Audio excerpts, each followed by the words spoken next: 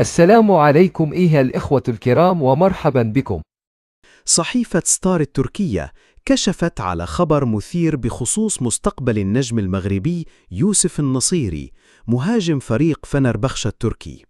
وحسب نفس المصدر، نادي ويست هام يونايتد الإنجليزي دخل بقوة في سباق التعاقد مع النصيري، ومستعد يقدم عرض رسمي كبير يوصل ل40 مليون يورو، واللي يقدر يكون أغلى صفقة بيع في تاريخ الكرة التركية.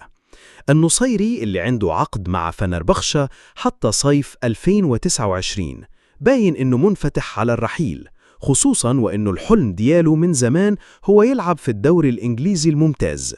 ورغم إنه الهلال السعودي كان مهتم بيه، إلا إنه اللاعب كيعطي الأولوية للبريمير ليج.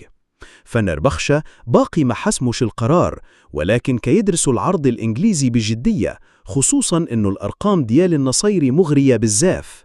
الموسم اللي فات لعب 52 ماتش في مختلف المسابقات، سجل 30 هدف وصنع 7 تمريرات حاسمة.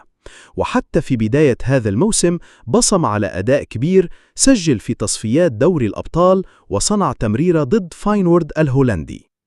وفي حال تمت الصفقة، النصيري هيدي يدير نقلة نوعية في المسيرة ديالو، وغادي يعطي قوة هجومية مهمة لويست هام، بينما فنربخشة غادي يستافد مادياً فأكبر صفقة في تاريخه.